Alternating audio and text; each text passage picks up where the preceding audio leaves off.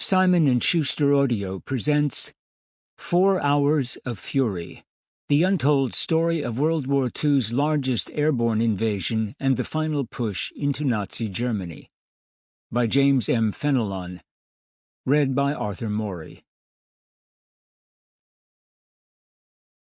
He conceived the two armies to be at each other panther fashion. He listened for a time. Then he began to run in the direction of the battle. He said in substance to himself that if the earth and the moon were about to clash, many persons would doubtless plan to get upon the roofs to witness the collision. Stephen Crane, The Red Badge of Courage. Prologue.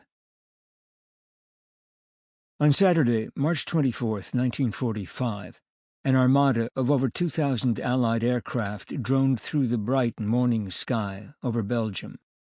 17,000 airborne troops sat crammed in the cargo holds, waiting to be dropped via parachute and glider into Germany. Consisting of transport planes and more than 1,300 towed gliders, the line of aircraft stretched back to the horizon for hundreds of miles.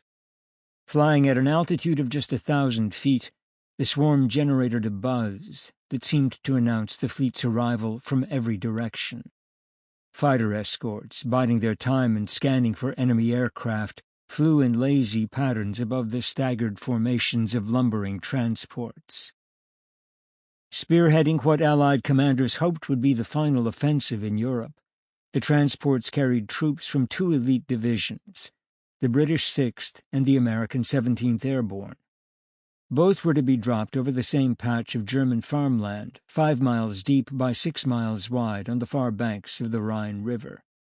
As part of the largest operation since the Normandy invasion, the airborne units were to seize a bridgehead on the enemy side of the river and hold it until ground forces surged across the 400-yard width of the Rhine. While the Allies had conducted several airdrops during the war, this was the first into the enemy's homeland. They were invading, not liberating, and the stakes were high.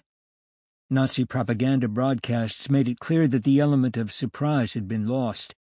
The enemy was waiting for them. In addition to the expected 55,000 dug-in Wehrmacht troops, would fanatical German civilians attack with hunting knives and pitchforks, or would they cower in their basements? No one knew. Sergeant John Chester and 384 other GIs of his battalion flew steadily on toward their drop zone in 42 C-47 trans. Sample complete. Ready to continue?